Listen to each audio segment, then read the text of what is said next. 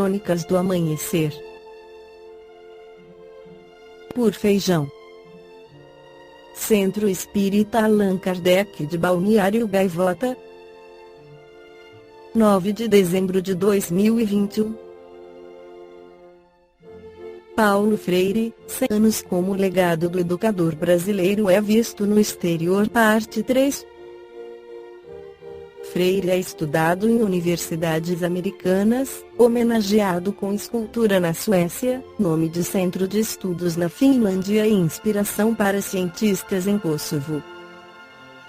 De acordo com o levantamento do pesquisador Elliot Green, professor da Escola de Economia e Ciência Política de Londres, na Inglaterra, o livro fundamental da obra do educador, Pedagogia do Oprimido, escrito em 1968, é o terceiro mais citado em trabalhos acadêmicos na área de humanidades em todo o mundo.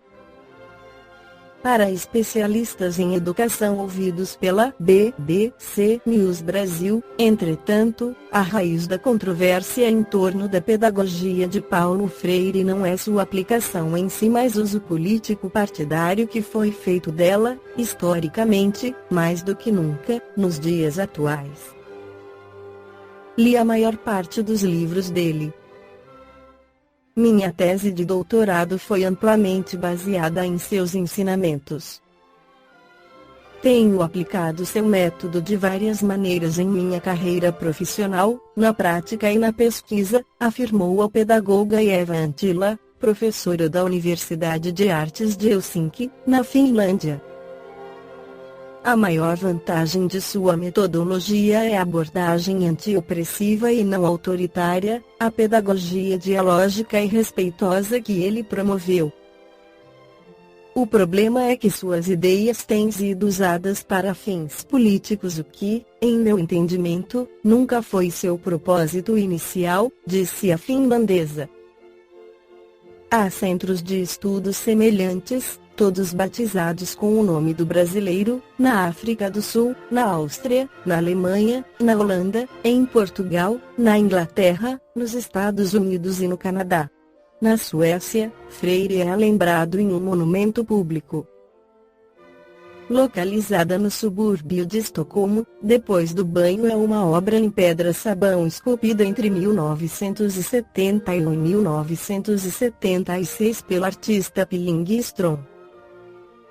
Sentadas lado a lado, estão retratadas 7 personalidades com apelo político, como o poeta chileno Pablo Neruda 1904-1973, a escritora sueca Sara Lidman 1923-2004 e a sexóloga norueguesa Elise Ottesen-Jensen 1886-1973. Para Freire, o ensino ocorre a partir do diálogo entre professor e aluno, desenvolvendo assim capacidade crítica e preparando os estudantes para sua emancipação social. No jargão do meio, o método Freire é oposto ao conceito bancário de educação, aquele no qual o professor deposita o conhecimento nas mentes dos alunos. Para Freire, a educação é construída em conjunto. Reconhecido desde 2012 como o patrono da educação brasileira, Paulo Freire é considerado o brasileiro mais vezes laureado com títulos de doutor honoris causa pelo mundo. No total, ele recebeu homenagens em pelo menos 35 universidades, entre brasileiras e estrangeiras, como a Universidade de Genebra, a Universidade de Bolonha, a Universidade de Estocolmo, a Universidade de Massachusetts, a Universidade de Illinois e a Universidade de Lisboa. Em 1986, Freire recebeu o Prêmio Educação para a Paz, concedido pela Unesco, a Organização das Nações Unidas para a Educação, Ciências e Cultura. Vinícius, em seu livro Em Torno do Mestre, afirma que na maneira de conduzir a obra da educação, está a chave do problema cuja solução o momento atual da humanidade reclama. Não há duas correntes de opinião quanto ao valor da educação. todos a reconhecem e a proclamam como medida salvadora. Porém, há divergência no que respeita ao modo de educar. Existem dois processos de educação: um falso, que mascara a ignorância; outro, verdadeiro, que realmente conduz ao saber. Um, que é de fora para dentro; outro que atua de dentro para fora. Um, artificial, ora maquiavelicamente empregado para confundir; outro, natural, cujo alvo é esclarecer, libertar e aperfeiçoar o homem. O ensino por autoridade, impondo princípios e doutrinas, avilta o caráter e neutraliza as melhores possibilidades individuais. Cria domesticidade e escravatura espiritual, regime ignóbil onde se estiolam as mais nobres aspirações e onde se oficializam a hipocrisia, o vício e o crime. O ensino por autoridade é a educação às avessas, oblitera a mente, ofusca a inteligência, ensombra a razão, atrofia a vontade, mecaniza e anquilosa a alma do educando. O ensino que se funda no processo de despertar os poderes latentes do espírito é o único que realmente encerra e resolve o problema da educação.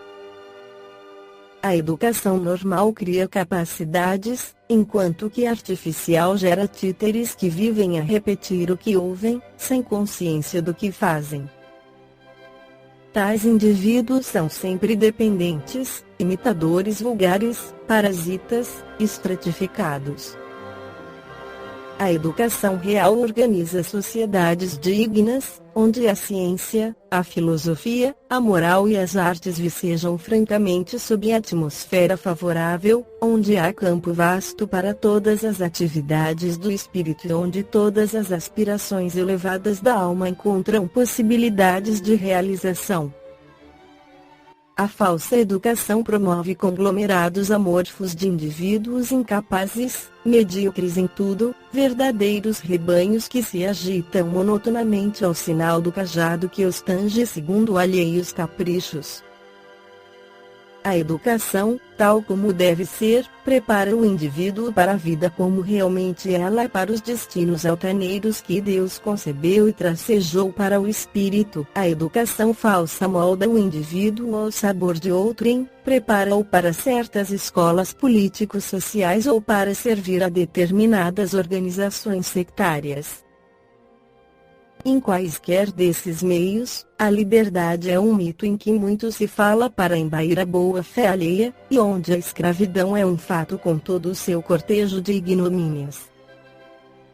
A submissão incondicional à autoridade, como base de ensino, é o ultraje à dignidade humana contra o qual se revolta o nosso século. A geração nova, que ora desponta, jamais poderá tolerá-la, em que pese aos reacionários e ultramontanos de todos os matizes e calibres. E tempo de se estabelecer a verdade neste particular de tão subida importância. E preciso salvar o mundo, apontando os meios conducentes à realização desse ideal de amor. A missão do Espiritismo é educar para salvar. Enquanto este fato não penetrar a mente e o coração da maioria dos espíritas, a luz não estará no velador, e o Paracleto ver-se-á embaraçado na tarefa de reivindicar os direitos do Divino Redentor, restaurando o cristianismo de Jesus, desse Jesus que foi mestre, teve discípulos e proclamou a liberdade do homem mediante a educação racional do espírito.